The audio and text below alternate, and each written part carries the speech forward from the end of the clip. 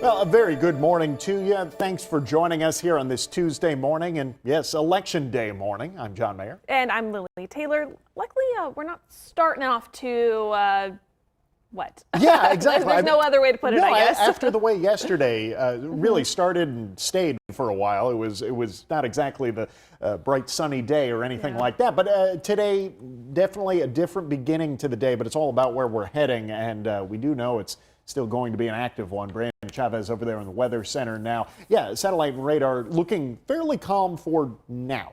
For now, I know. Yeah, enjoy the clearer maybe for some areas. I mean, we are still seeing pockets of that moisture to work its way on in through portions of our I-5 corridor and the coastline. But, you know, you mentioned some sunnier skies. And, well, while we didn't see quite the amount of sunshine, we did see a little bit of a warming trend for some areas. I'm talking specifically out over onto the eastern side of the Cascades, about 25 degrees warmer for some. And while we have been trending a degree or two for our western valleys and coastal areas, it's all starting to change throughout the next couple of hours, working towards those upper 40s, a little bit of moisture working its way on in. Then we work into 50s territory, and the coastline already sitting in those 50s. Now that's exactly where we're going to cap it off for a majority of your afternoon hours. That sun, though, not really expected to make its return either. I mean, we're seeing a little bit of the moisture to work through, the chance for those increasing clouds and some decent amount of rain accumulation, not just throughout today, but well into the remainder of your work week. Of course, so also keeping a close watch on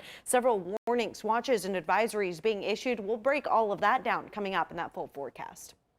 LSB Live is sponsored by Alpha Towing and Recovery.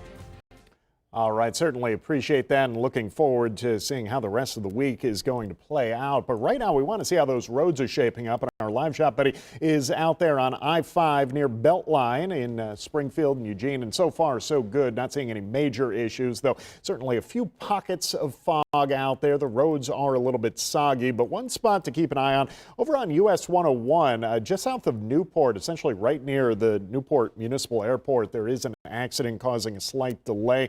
Not seeing anything major there, but just keep that in the back of your mind if you're heading out over in that spot, heading in that direction. Specifically, we're looking at the northbound lanes that have been impacted there on US 101 just outside of Newport. But otherwise, no major accidents or delays to report for you this morning, but we'll be keeping track of how things develop throughout the rest of the day. New this morning, former Vice President Dick Cheney has died at 84 years old. He started off in politics in the 1960s as a congressional fellow, later served as chief of staff under Gerald Ford. He later became a congressman in Wyoming. The politician led the armed forces as defense chief under President George H.W. Bush and served as vice president to Bush's son, George W. Bush. He became known as a leading advocate for the invasion of Iraq, and according to a family statement, he died yesterday night from complications of pneumonia and cardiac and vascular disease.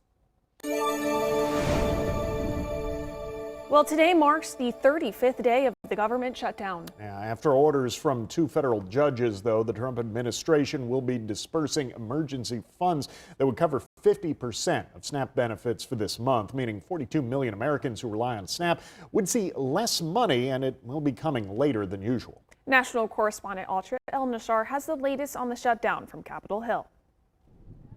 Now in its second month, the effects of the government shutdown are hitting more and more Americans. From gaps in food assistance, my SNAP benefits are what gets me through the month, to millions of federal workers going without pay, including air traffic controllers and TSA backing up airports. We probably had about 5 or 6 different departure times during the day. I think it's only going to get worse. I want them to come to work, but they're making life decisions that they shouldn't have to make. All this strain, so far, still not pushing Republicans and Democrats to come together and compromise. Democrats' fault. President Trump says Republicans in Congress won't change their strategy to wear down enough Democrats to vote in favor of a short-term budget maintaining current funding levels. All we're doing is we keep voting. I mean, the Republicans are voting almost unanimously to end it, and the Democrats keep voting against ending it. As for Democrats, why are Republicans continuing to keep the government shut down. They're keeping up their demand that Republicans agree to renew health insurance tax credits in a budget agreement. We know that tens of millions of Americans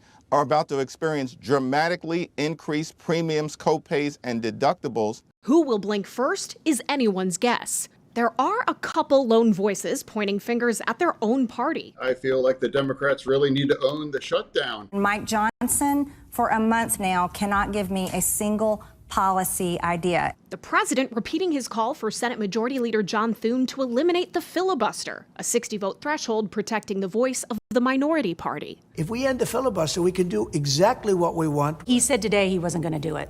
Well, that's too bad. This standoff could be swayed by the outcomes of Tuesday's elections. The Democratic candidates in the New Jersey and Virginia gubernatorial races are ahead in the polls.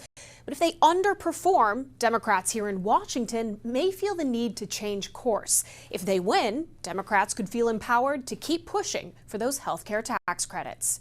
On Capitol Hill, I'm Atra Al-Nashar. It definitely had a big impact. We're going to struggle this month for sure.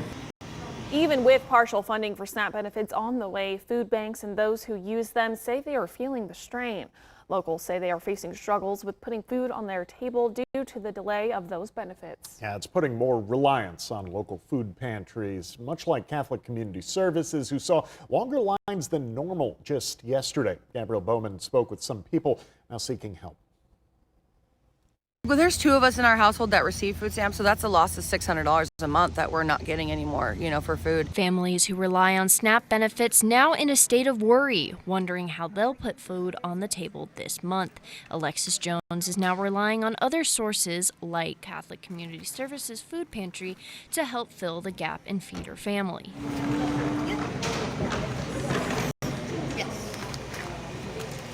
A CCS worker guided her through their pantry that has slim shelves to begin with to help fill a wagon worth of food. Something's better than nothing for sure. I mean, that'll last us at least a week or so. Catholic Community Services says the uncertainty around SNAP is leading to the increased need. The line to get in on Monday stretched out to the street. We're struggling to keep food on the shelves. For example, today, I'm not 100% positive we're going to make it through everybody today. As the need increases, so does the pressure for food banks to fill the gap. In Springfield, I'm Gabrielle Bowman. Well, today is Election Day, and the Lynn County Sheriff's Office is looking to voters to renew its 4-year law enforcement tax levy. Sheriff Michelle Duncan says the Sheriff's Office has run off a levy for more than 40 years, and in the renewal, they're asking for a 10-cent increase to the current levy. That would move the annual tax from $2.98 per $1,000 assessed value to $3.08.